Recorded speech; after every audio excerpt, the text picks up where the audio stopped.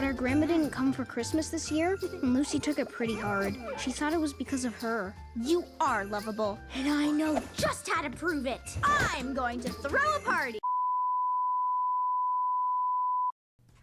Hey everyone, this is Julie, and welcome to my SOFHAB Review series. Today, I'm covering another Peanuts special, the New Year's special called For Auld Lang Syne, and joining me is none other than Rascal Entertainment. Hello there. So this short special shows Lucy determined to throw a huge New Year's Eve party to prove that she's loved, and the grandmother doesn't come to visit on Christmas like promised. So yes, this is supposed to be the plot of the special, and no, it's not original because yes, they did it on Loud House.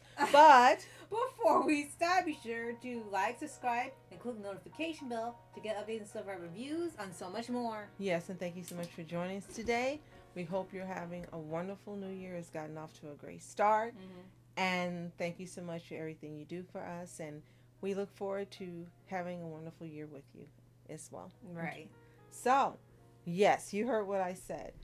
This plot was done in the Loud House. Yes, it was. With Lori. Yes. She wanted to throw a party. She didn't want it to be kiddish. She wanted it to be sophisticated and more adult-like. Her brothers and sisters tried to warn her. Lincoln tried to tell her. She didn't listen.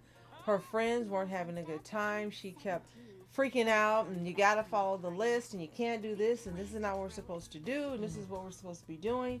So then they leave. Yeah.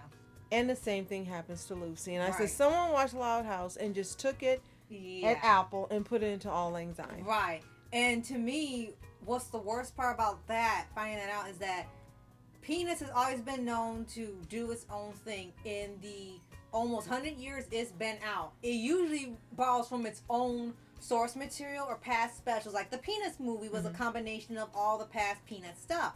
This is the first time in Peanuts history where they ripped off somebody else's idea to put it into their own. Peanuts has never done that until now. And Loud House was way before, and you can go watch the episode yourself. We'll put the title online so you can find it, because right now I don't know what the episode is called and what season it is, so it should be in the description by now. You can check that and check it out for yourself. So for those of you not familiar with Snoopy Presents Yet Again for Auld Lang Syne, Snoopy's barely in it. it's the 46th Peanuts animated special, the first produced by Apple TV, and the first Peanuts special since Happiness is a Warm Blanket, Charlie Brown, 10 years prior. The first Peanuts holiday special since I Want a Dog for Christmas, Charlie Brown, 18 years prior, which we will be covering for you. And no, I don't really think this is a holiday special. When you watch it, you'll see. And it revolves around Lucy. And it mostly, to me, seems like it was supposed to be a vehicle for Lucy to get attention, because the storyline is weak and a copy, as we said, of a Loud House episode. And you can tell that a lot of thought wasn't put into it. Unfortunately for us, yes. And it's a theme I noticed when we started watching a lot of these Apple TV Peanuts specials. Clearly they wanted to give attention to different Peanuts characters aside from Charlie Brown and Snoopy, even though Snoopy presents everything. And on one hand, you don't mind that idea, them getting their own little story, something fun, where maybe someone's favorite character gets a time to shine. Absolutely. We like that idea. But what they went with is they're trying to be more emotional, more character in depth. And usually we say, what they always call it, deconstructing. Usually that means we want to take this character that you know and love and make them unlike what you know, because we want to turn them into something else. And like you said, Lucy is a vehicle for not trauma, but more of a depressive emotion some people might feel during the holiday season or through New Year's. And sometimes they have self-conflict. And it looks like that's what was more about. It's like, but it's Peanuts. They've done some serious things, but this was more like she was having a mental block, and she was doing this out of fear that she wasn't loved. But here's the thing. Lucy is crabby. She is so self-confident in how great she is. And she's the Christmas queen and everything. People are like, yeah, okay, whatever. That she would never think about this for herself. It's like, we don't want to be crabby anymore. And I said, well, we like crabby Lucy. Yes, we do. No, we love crabby Lucy. So this teleplay was by Alex Galatis, Scott Montgomery, and Kaytis. The story by Alice Galatis and Scott Montgomery, so we have them to blame for this. Directed by Kaytis, blame him too. Oh. With music composed by Jeff Morrow.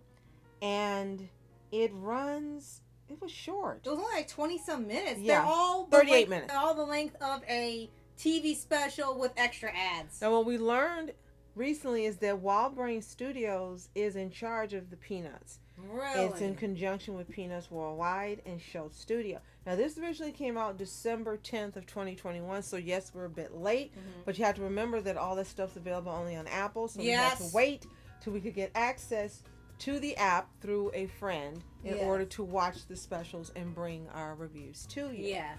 I personally was disappointed in this. I personally did not like it. You said that maybe it was based on people experiencing these emotions during that time. And if that's the case, it should have been a whole new story written to focus on that, not only showing elements of that, but also some joy in learning that she's not alone. Yeah. This was just a copycat from the Loud House thrown together and just thrown out there. And when Peanuts, as you said, has done more serious topics for a movie, it's being done very well. Yeah. And this one wasn't. Yeah. And if that was the case, then it should have been a movie, not a 38-minute special. Exactly. And definitely not a holiday special. Yeah. It should have been something that maybe came out in January, but not necessarily January 1st. Right. And that would have been something different, Right. but still stayed in line with the Peanuts franchise and Right. what we come to expect from Right. And the thing is, even from the time the special starts, Lucy is unusually happy. And again, she is happy sometimes. There's nothing wrong with her being more excited a holiday and want to see her grandmother. That was fine. Yeah. The thing is that this bothered her so much, and we know nothing about the rest of her family outside the parents and Rerun, who doesn't exist in here. I guess it's before he was born. That's what they're saying. And the fact that this got to her so badly, Lucy rarely gets down. It has to be something really, really serious for her to feel bad or sad or miserable.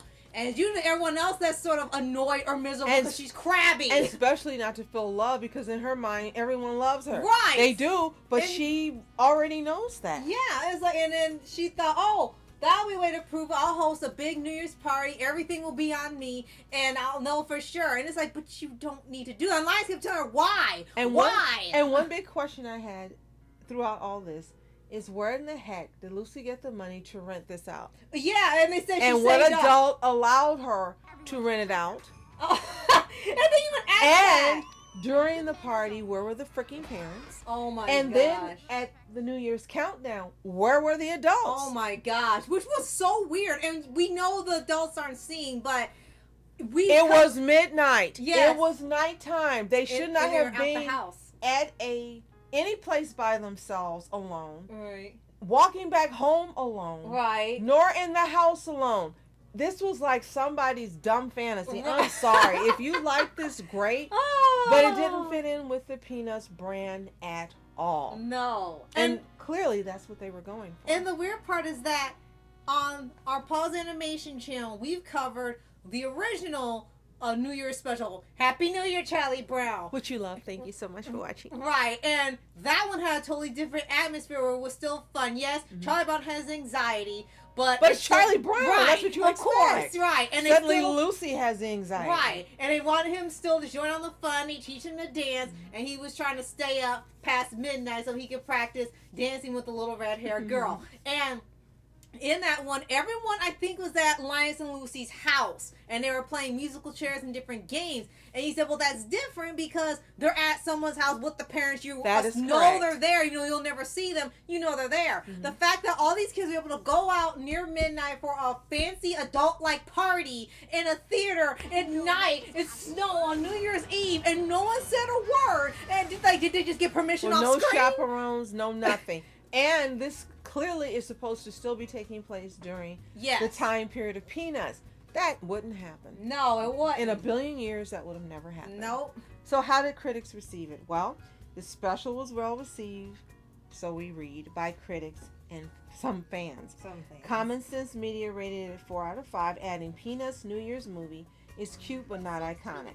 That's very accurate. Joe Keller from Decider.com rated it highly, saying shifting the perspective to the usually confident Lucy and showing a moment where she has a lack of confidence is refreshing and welcome. No, sorry, we don't agree. And that's what they wanted to show. They have layers. They're onions. Chuck Wilson from The Village Voice praised the special, saying Kaytis and co-writers transform Lucy from a character of nostalgia into a girl as self-reflective and searching as any young person watching the special might be. We don't want that. We want Peanuts. Her crisis itself is sure to resonate. And that's a triumph not only for Kaytis and company, but for late Charles Schulz. What? And I'm going to stop because this is bull. Oh, they're saying he would have loved this? This doesn't fit the Peanuts brand. And this is why the special doesn't work. It was disappointing. Now, the good thing, the animation looks good. Yeah, still fantastic looking. The kids were still younger, so their voices were perfect for the characters. Right. And you did have some moments of joy. They just didn't involve Lucy, which doesn't make any sense. Right, go figure the character it's about. And the other thing that's sort of a side, not a side, I guess a side B story, if you want to call it. Snoopy's brothers and sisters come visit him for the holidays. And she asked them to be the band at the party, which they agreed to. Because they play music anyway, and it's a shout out to Snoopy's reunion, which was another Peanut special. And in here, it's not so much focused on Snoopy, but rather Spike, who, lives in the desert. And it looked like he reminisced a lot on an old picture he had of he and his siblings as puppies. And it's inferred that he wants to take another picture of them all together again because they haven't taken one since they were puppies. Right. And everything keeps getting in the way. It does that whole shtick where no matter what happens, you can't get the picture. And eventually he just gets really mad and storms out and refuses to play. And then they're all depressed and they can't play well because they're too sad about Spike. And to us, we're like, okay, one, I didn't know Spike could get this upset, period.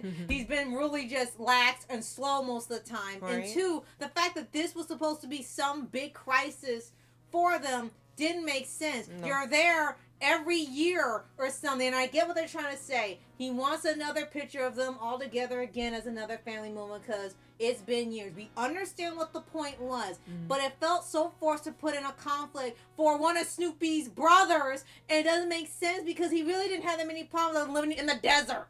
Absolutely, I So agree. both that was nonsensical, and then Lucy's struggle was out of character and nonsensical. Sorry. So for us, this movie just didn't work. And poor Charlie And Brown. so far, I remember telling you guys when we first covered the summer musical, and I said 1, 2, 3 strikes, you're out.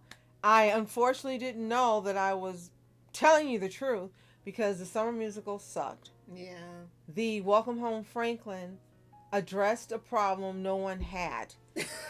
It was, and animation was good, and the message was a good one, but nobody disliked Franklin. No, and it wasn't. None of the fans disliked him. And none of the Peanuts had we anything wondered against why him. he was sitting on that side. And he sat in the messed up chair that attacked Snoopy. We thought that was funny. He kind of fell in it anyway. We laughed. That's but it. It kind of looked like it was trying to tick off a box. Yeah. And this one seems like it was trying to tick off a box as well. In a different way. Yeah. And so that's 3 strikes. And I don't know if we're going to be watching any more of these Peanuts Apple movies. They've got a series called Snoopy in Space. Yeah. Might give that a try. I hope it's better than this stuff. If it isn't, then Peanuts is officially over. And they're just going through the motions of making specials, trying to continue to capitalize on the Peanuts brand and fame. Then, if you want to do that, return to what we like right. and return to what works, because over 6 decades or more, people have shown you this is the Peanuts they love. Yeah.